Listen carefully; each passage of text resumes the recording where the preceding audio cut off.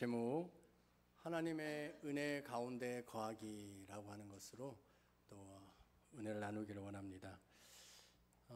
우리가 사는 세상에는 좋은 일들만 있는 것이 아닙니다.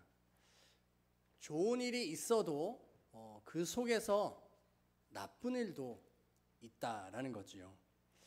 마치 어둠과 밝음이 함께 있는 것과 같습니다. 물론 우리들은 늘 좋은 일들만 일어나기를 바랍니다. 하지만 이 세상에는 그런 일은 결코 없습니다. 오늘 우리가 읽은 본문을 봐도 마찬가지입니다. 44절에 보면 온 시민이 다 하나님의 말씀을 듣고자 하여 모여서라고 말합니다. 얼마나 이 놀라운 부흥입니까? 우리 3개 지역 우정장안에 한 2만 7천 명이 사는데 하나님의 말씀을 듣기 위해서 다 같이 거의 다 모였다라고 하면 이거 대단한 일들이지 않습니까? 그런데 이 놀라운 은혜의 자리에 어둡고 차가운 그림자가 있습니다. 45절에 보면 유대인들이 그 무리를 보고 시기가 가득하여 바울이 말한 것을 반박하고 비방하거늘이라고 말합니다. 은혜가 넘치는 곳에 왜 시기가 있어야 할까요? 복음이 선포되는 곳에 왜 비방과 반박이 있어야 하는 것일까요? 이 질문은 2000년 전에 우리가 읽은 이 사도행전에서 일어난 사건만이 아닙니다. 오늘을 살아가고 있는 우리들의 모습 속에서도 있는 것이지요. 오늘 이 말씀을 통해서 우리 안에 있는 이 어두움은 무엇이고 또한 그 밝음을 향하여서 어떻게 나아가야 하는지에 대한 이 길을 찾을 수 있게 되기를 축복합니다. 자, 그렇다면 왜 유대인들은 시기가 가득하여서 바울의 복음을 반대했을까요? 왜냐하면 그들의 마음속에는 이 세 가지의 이 생각의 뿌리가 박혀 있기 때문입니다. 그것의 첫 번째 뿌리가 무엇이냐면 우리만의 구원이라고 하는 이 선민 사상이라고 하는 뿌리가 있다라는 것이죠. 유대인들은요, 오래 전부터 자기들만 하나님께 선택을 받은 하나님의 백성이다라고 하는 이 의식을 가지고 있었습니다. 우리 신명기 7장 6절 함께 읽겠습니다. 시작. 너는 여호와 내 하나님의 성민이라. 내 하나님 여호와께서 지상 만민 중에서 너를 자기 기업의 백성으로 택하셨나니. 아멘. 하나님의 성민이라. 하나님의 택한 거룩한 백성이다. 이런 뜻이지요. 그래서 유대인들은 이 말씀을 붙잡고 구약의 율법을 지키고 할례를 행하면서 이 유대교라고 하는 이 자기들의 이 테두리에서 안주하며 살았다라는 것이죠. 그런데 사도 바울은 이 유대인의 이 틀을 깨버립니다. 구원이 유대인이라고 하는 이 혈통 그리고 율법의 행위를 통하여서 얻을 수 있는 것이 아니라는 것이지요. 오직 예수 그리스도를 믿는 이 믿음으로 모든 사람에게 심지어 이방인들마저도 얻을 수 있다라고 선포한 것이었습니다. 차별 없이 주어지는 복음의 메시지인 것이죠. 그래서 이 바울의 말을 들었던 유대인들이 이것은 하나님의 모독하는 신성 모독이다라고 하였고 자신들의 이 정체성을 흔드는 그런 심각한 위협으로 받아들였던 것입니다. 이런 유대인들의 이 선민 사상은 오늘날 교회에도 있다라는 것이죠. 나만 구원받으면 된다라고 하는 생각입니다. 다른 사람의 구원에 대해서는 1도 관심이 없습니다. 오직 나의 신앙, 나의 구원만 잘 지키면 되고 나만 축복받으면 된다라고 하는 이 생각, 이것이 바로 무엇입니까? 오늘날의 선민 사상이다라는 것이죠. 하나님은 분명히 말씀하셨습니다. 우리 요한복음 3장 16절 우리 함께 읽겠습니다. 하나님이 세상을 이처럼 사랑하사 독생자를 주셨으니 이는 그를 믿는 자마다 멸망하지 않고 영생을 얻게 하려 하심이라. 아멘. 하나님이 무엇을 사랑하셨다고요? 세상을 사랑하셨다. 이 세상에는 믿지 않는 사람이 있을까요? 없을까요? 있습니다. 예수 믿지 않는 사람들, 불신자들도 있지만 하나님께서 사랑하셨다라고 말씀하십니다. 그러므로 그들 모두가 다 영생 없는 구원을 얻기를 원하신다라는 것이죠. 그러므로 자기만 구원받으면 된다라고 하는 이 생각이 아니라 진정한 구원을 가지고 있는, 구원을 받은 사람이라면 하나님의 그 마음처럼 또 다른 사람이 구원을 얻을 수 있도록 노력하게 된다라는 것입니다. 믿으십니까? 아멘입니다. 이제 우리 다음 주일이면 VIP 초청 주일이 됩니다. 이번 한 주간이 남았는데 이 한 주간이 정말 중요한 시간입니다. 어쩌면 전쟁의 결판은 어디에서 나요? 한 주간의 기도의 자리에서 난다라는 것이지요.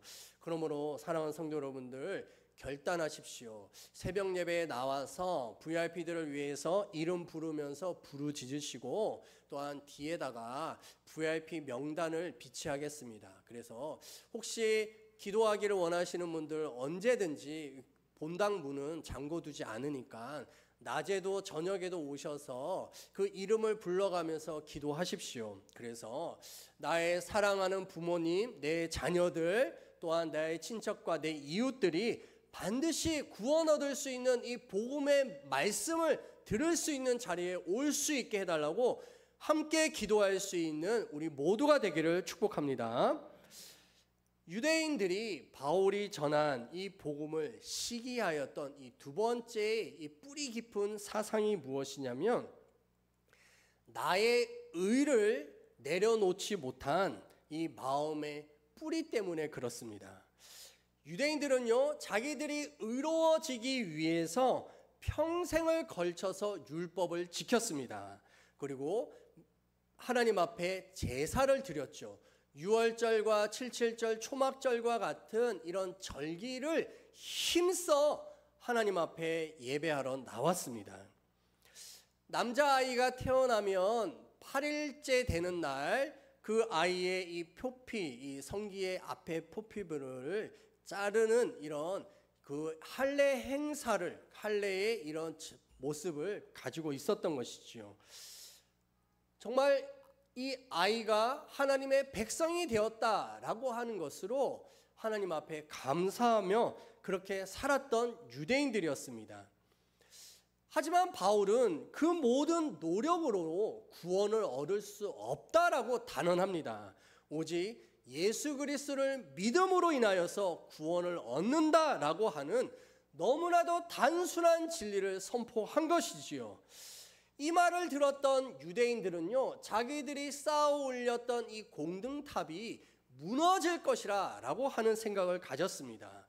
자기들이 얼마나 거룩하게 살아왔는데, 그리고 얼마나 열심히 율법을 지켰는데, 그런 마음으로 이 바울의 전하는 복음을 받아들일 수가 없었던 것이지요.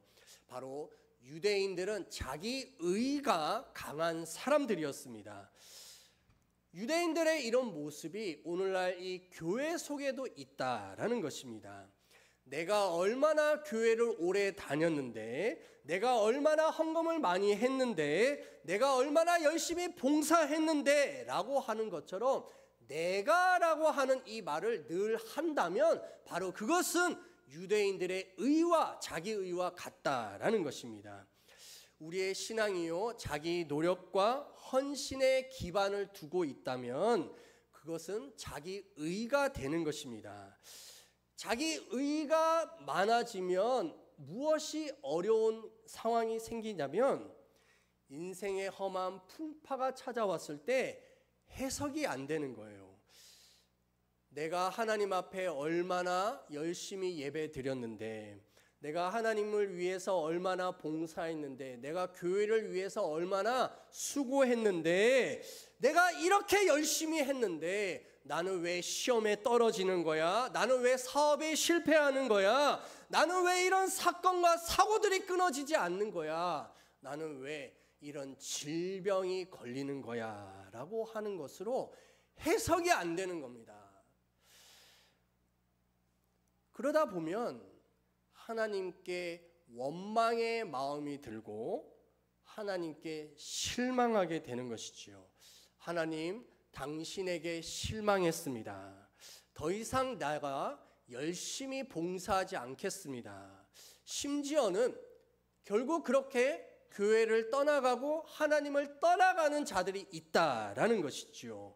왜 그렇습니까? 자기 의의가 더 높았기 때문에 자기가 열심히 하면 하나님께서 그만큼 보상을 해 주셔야 되는데, 인생의 환난은 자기가 바랬던 보상이 아니었던 거예요. 그래서 하나님을 향하여서 실망하는 모습을 보이게 되는 겁니다. 하나님께서는 우리에게 분명히 말씀하십니다. 우리 에베소서 2장 8절과 9절입니다. 우리 함께 읽겠습니다. 너희는 그 은혜에 의하여 믿음으로 말미암아 구원을 받았으니 이것은 너희에게서 난 것이 아니요 하나님의 선물이라.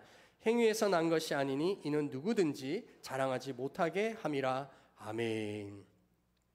하나님이 주시는 것은 하나님의 전적인 선물입니다.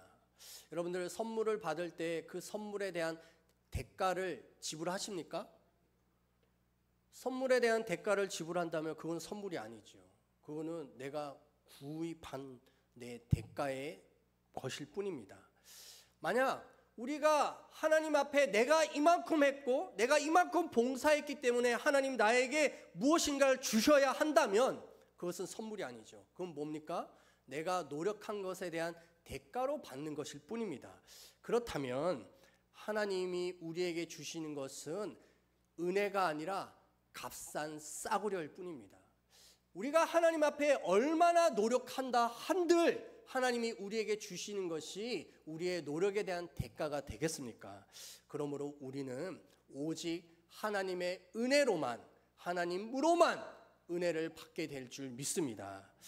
내가 이만큼 노력했는데 라고 하는 마음과 똑같은 연장선상에 있는 것이 무엇이냐면, 자기가 노력하지 않았기 때문에 하나님께서 나에게 아무것도 주실지 않을 거야 라고 하는 이 생각도 자기 의라는 거예요. 내가 하나님 앞에 드릴 수 있는 것이 부족함이기 때문에 하나님께서는 나에게 별로 줄 것이 없을 거야 라고 하는 이것도 자기 의를 의지하는 것입니다. 하나님께서 말씀하십니다. 너희의 어떤 것이 아니라 오직 예수 그리스도 십자가에 너를 위하여 죽으신 그 주님의 은혜와 공로만이 우리가 구원 얻을 수 있는 보상이다 라고 말씀하십니다. 믿으십니까? 아멘이에요. 우리가 주님을 믿는 것만으로도 하나님께서 우리에게 은혜를 주시는 분이십니다. 바울이 전한 이 복음을 이 유대인들이 시기하였던 세 번째의 이 생각이 무엇이냐면, 기득권을 상실할 것에 대한 두려움의 이 마음에 뿌리가 박혀 있었기 때문입니다. 사실 유대인들은 처음에는 호전적이었어요. 호의적이었습니다. 허용했던 것이죠. 하지만 유대인들의 태도가 돌변하는 결정적인 계기가 있습니다. 그것이 어디 있냐면 44절에 보면 온 시민이 거의 다 모여든 것을 보자마자 어떻게 됐어요? 시기하는 마음이 생겼다는 거예요. 왜 그들은 많은 사람들이 모여드는 것 속에서 시기하는 마음이 들었을까? 바로 그것은 유대인들은 회당의 주인이라고 생각했습니다. 그리고 유대인들은 말씀을 맡은 자들로서 말씀을 독점적으로 가르칠 수 있는 이 소유를 갖고 있다라고 하는 이런 생각을 가졌던 것이지요.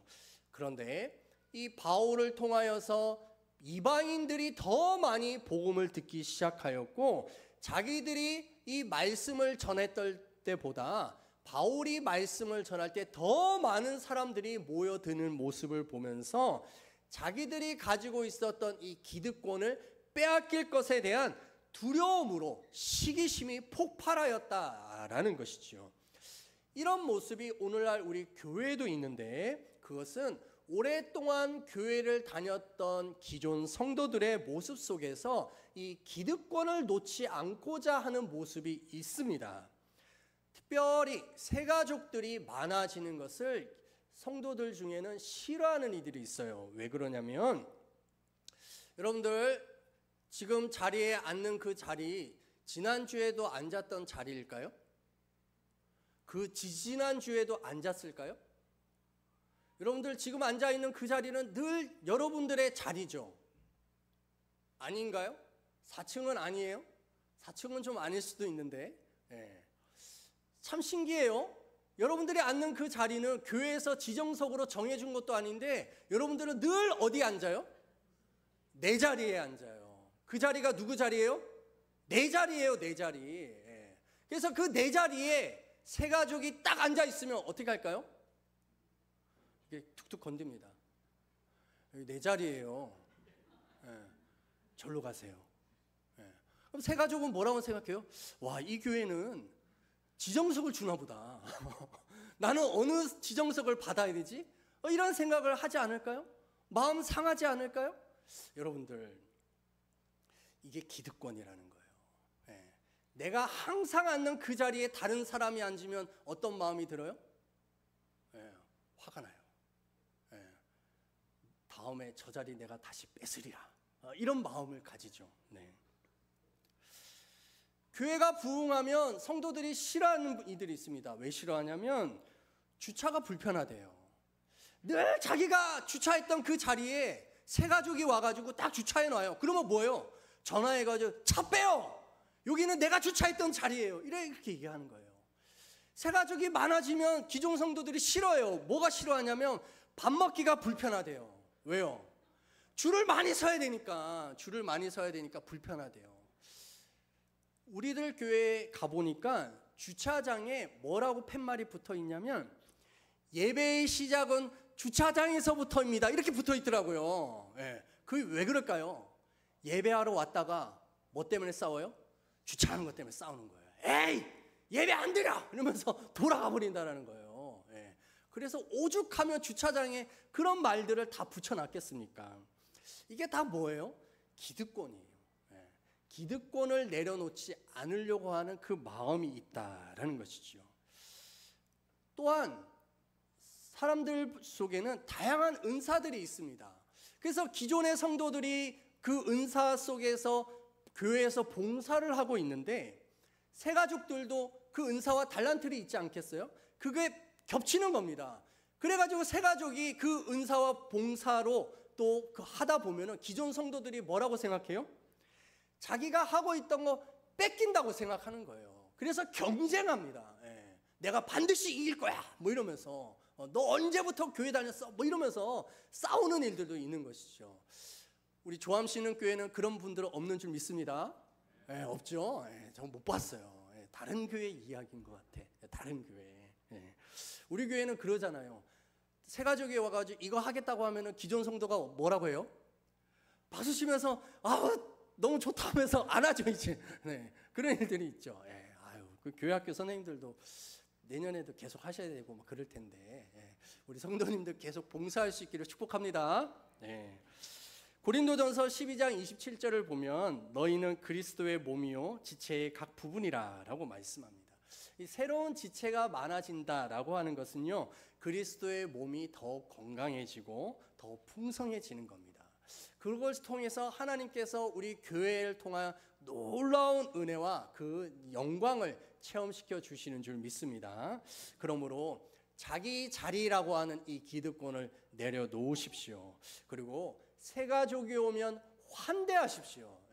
이름이 무엇인가요? 나는 누구입니다. 자기의 이름을 이야기해 주시고, 또 당신을 위해서 내가 기도하겠습니다 라고 교제의 시간을 꼭 가질 수 있게 되기를 주님의 이름으로 축복합니다.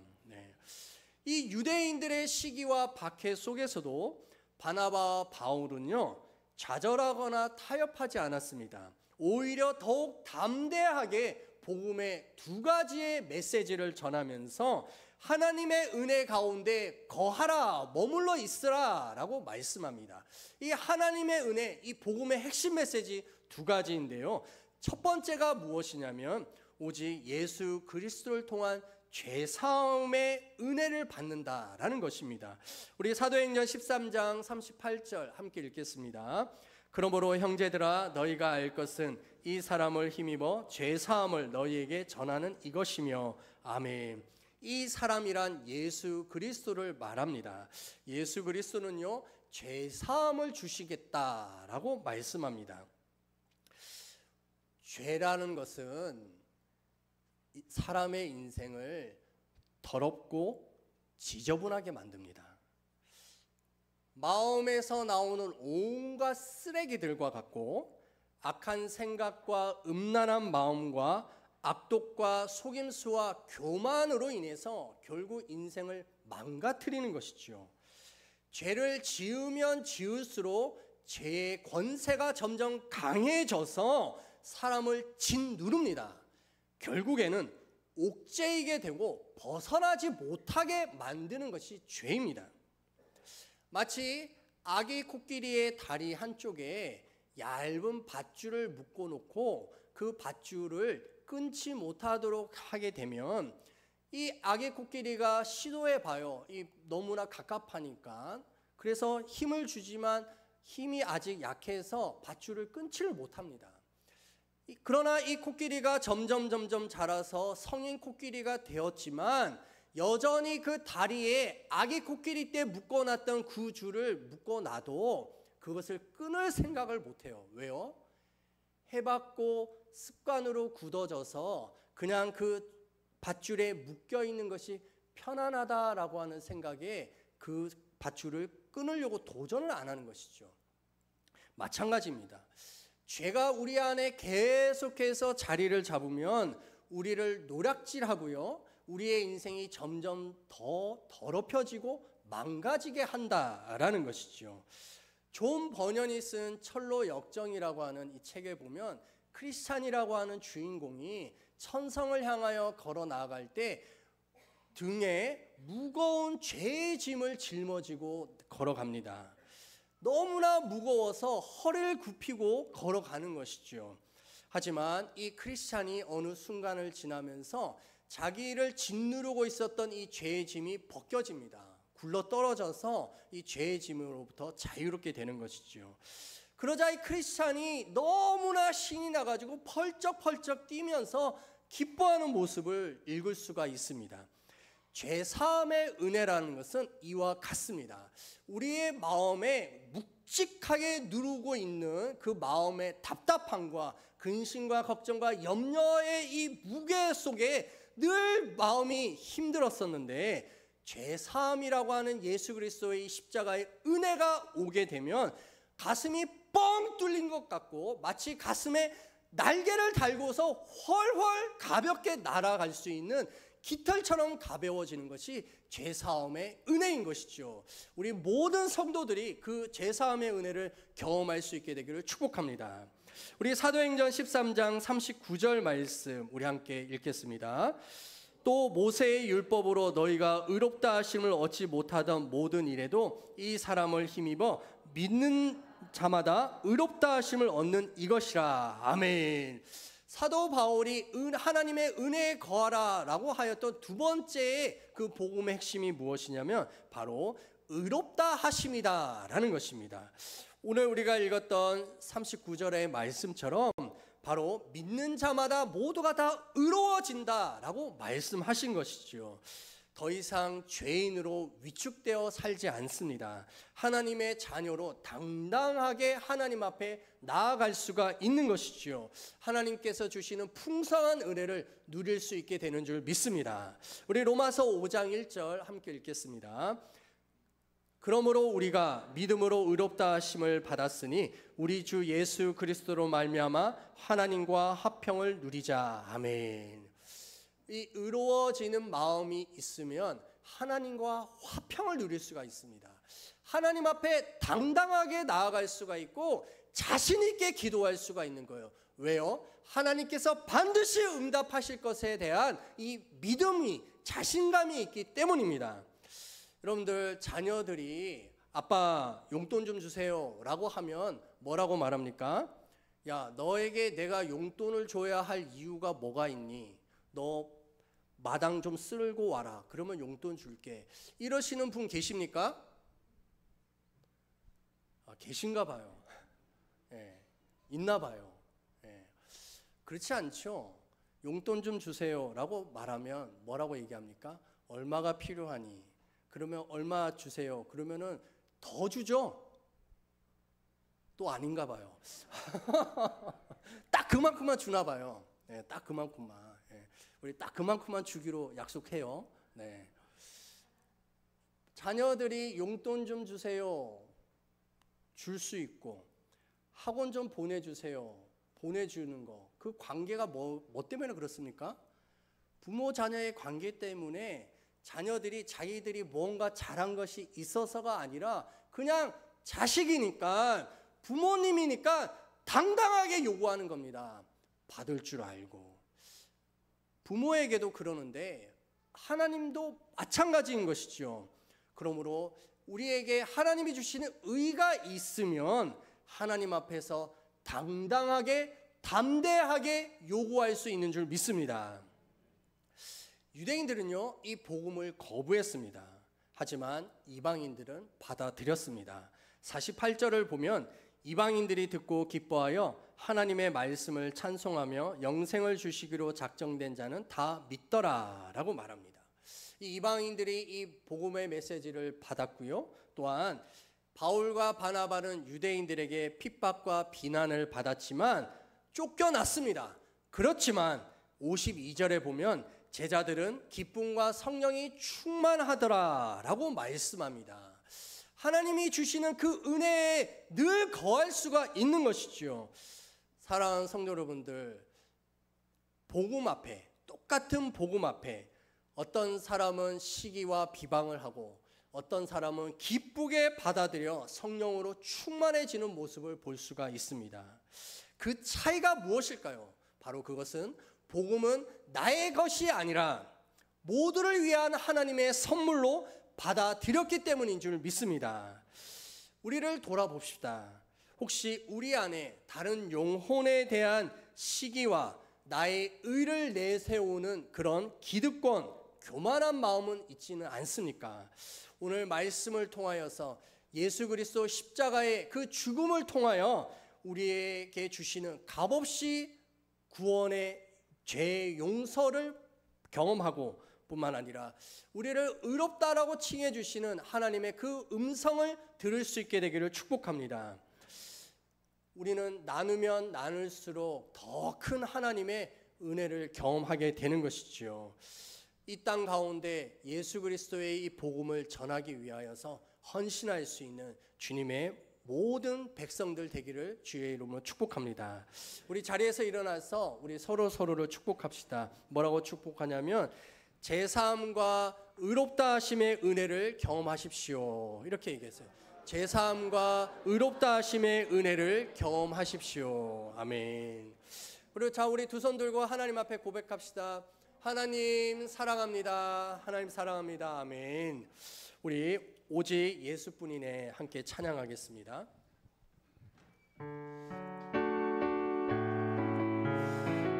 은혜 아니면 살아갈 수가 없습니다. 각자의 삶에서 늘 하나님의 이 은혜를 구할 수 있기를 기대합니다. 은혜 아니면 살아갈 수가 없네. 호흡마저도 다 주의 것이니 세상 평안과 위로 내게 없어도 예수 오직 예수뿐이네.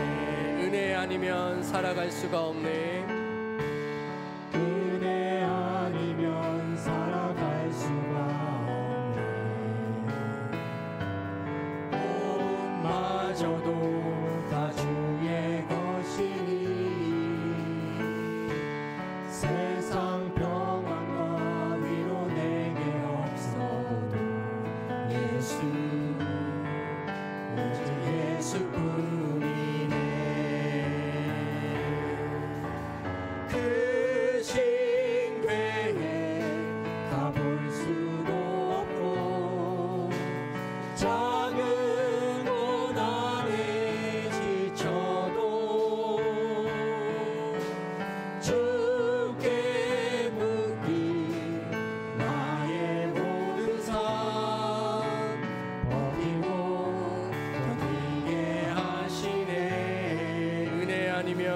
살아갈 수가 없네. 은혜 아니면 살아갈 수가 없네. 나의 모든 것 다 주께 맡기니 참된 평안과 위로 내게 주신 주 예수, 오직 예수뿐이네. 우리 시간 함께 결단의 기도를 하기를, 내가 어떠한 것이 아니라 오직 예수 그리스도의 십자가의 그 구원의 은혜로 죄사함을 받고 의롭다 하심을 칭한 자라는 것을 경험하게 해달라고 주여 일창하며 기도하겠습니다. 주여! 할렐루야. 하나님 아버지, 내가 얼마나 열심히 했고, 내가 얼마나 봉사하였고, 내가 얼마나 헌금하였고, 내가 얼마나 라고 하는 자기 의를 내려놓게 하여 주시옵소서. 자기가 복받고 자기 신앙 지키는 거, 그거 외에 다른 관심이 없는 하나님 이 유대인과 같은 이 모습들을 부셔버려 주시옵소서.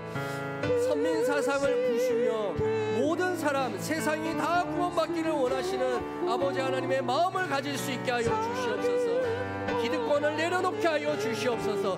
내 자리, 내가 갖고 있는 이 모든 것을 부술 수 있게 하여 주시옵소서. 하나님, 교회가 더욱더 부유하여지고 건강하여지고 풍요로워지며 믿음의 성도들로 날마다 더하여질 수 있게 하여 주시옵소서. 예수 그리스도 그 주님만이 높임받게 하여 주시고, 예수 그리스도만이 온전히 높임과 찬양되기를 원하오니, 오 주여, 하나님 오늘 우리의 삶을 통하여서 구원받는 그 영혼들이 늘어날 수 있도록 기도하게 하여 주시고, 하나님 나의 구원뿐만이 아니라 또 다른 사람들의 구원을 위해서도 일할 수 있는 그 은혜가 우리 모두에게 있기를 기도하오니, 주 예수 그리스도의 충만한 은혜와 사랑 더하여 주시옵소서. 아멘. 할렐루야. 하나님 아버지, 유대인과 같은 신앙의 모습이 우리에게 있다면 부셔주시옵소서. 무너뜨려 주시옵소서. 하나님, 자신의 구원뿐만이 아니라 죽어가는 또 다른 사람들에 대하여 구원을 위해 기도하게 하여 주시고, 하나님 또한 자기의 의가 아니라 하나님이 주신 의로 거룩하여지게 하여 주시옵소서. 하나님 또한 기득권을 내려놓게 하여 주시고, 예수 그리스도 안에서 더 풍성한 부요한 하나님의 영광을 체험하며 살아갈 수 있는 우리 교회가 되게 하여 주시옵소서. 하나님, VIP 초청 잔치 이제 코앞에 두고 있습니다. 하나님, 우리가 기도를 계속하고 기도의 역전이 되게 하시는 하나님의 그 은혜를 구하며 나아갈 수 있도록 도와주시옵소서. 하나님, 또한 이 시간 기도하는 것은 육신의 질병으로 고통하고 있는 우리의 성도들입니다. 내가 나산 예수 그리스도의 이름으로 명하노니 육신의 질병은 치유될지어다. 뼈는 튼튼해질 것이며 피는 맑아질 것이며 또한 온 세포들아 살아날지어다. 오장육부의 장기들아 강건케 될지어다. 하나님, 또한 마음의 상처와 정신적인 질병을 위하여 기도합니다. 내가 나산 예수 그리스도로 명하노니 모든 마음과 정신의 질병들아 떠나갈지어다. 하나님, 또한 중독을 위하여 기도합니다. 내가 나산 예수 그리스도로 명하노니 술과 담배와 또 음란과 SNS와 쇼핑과 모든 중독에서 끊어질지어다. 오 주여, 예수 그리스도의 십자가는 자유케 하는 능력입니다. 주여, 우리가 더욱더 자유케 되게 하여 주시고 하나님의 영광을 바라보며 살게 하여 주시옵소서. 하나님, 필리핀 만양중 7개의 마을마다 복음의 메시지가 선포되어질 때 구원의 역사가 일어나게 하여 주시옵소서. 오늘 목사님 사모님들 강건케 하여 주시고, 태국 조용 송하수 송가사님에게도 하나님의 큰 은혜가 있게 하여 주셔서 하나님 그 전도지를 통하여서 하나님 구원 얻는 백성들이 늘어날 수 있게 하여 주시옵소서. 주님을 찬양하며 예수 그리스도 주님의 이름을 찬양합니다. 아멘. 구원받는 사람을 더하게 하시는 하나님의 은혜를 감사드립니다. 하나님의 이 마음을 우리도 품게 되기를 원합니다. 오늘도 주님께서 종을 통해서 유대인의 마음과 같은 마음이 우리 속에 있음을 파헤쳐 주셔서 감사합니다. 우리가 전도해야 될 사람, 구원받아야 될 사람들에 대한 마음들이 열려지기를 원합니다. 그리고 주님의 전으로 인도하여 하나님의 구원의 역사를 이루어가는 일에 동참할 수 있게 되기를 원합니다. 영혼 구원 너무나 귀한 일인데 오늘 우리는 너무 이 일에 소홀합니다. 다른 여러 가지 우리 인간적인 가치들이 하나님의 이 구원의 마음을 막고 있지는 않습니까? 주님, 이 한 주간 우리가 깊이 반성하며 구원받는 일, 하나님의 이 구원의 관심에 우리도 집중할 수 있도록 해주시고 이를 위하여 더 애쓰고 힘써서 하나님의 구원을 경험할 수 있게 하여 주옵소서. 주님, 다짐하며 나아가는 사랑하는 성도들 위해 우리 주 예수 그리스도의 구원의 은혜와 우리 하나님 아버지 극진하신 사랑하심과 성령님의 교통하심이 이제로부터 영원토록 함께 하시기를 간절히 축원하옵나이다.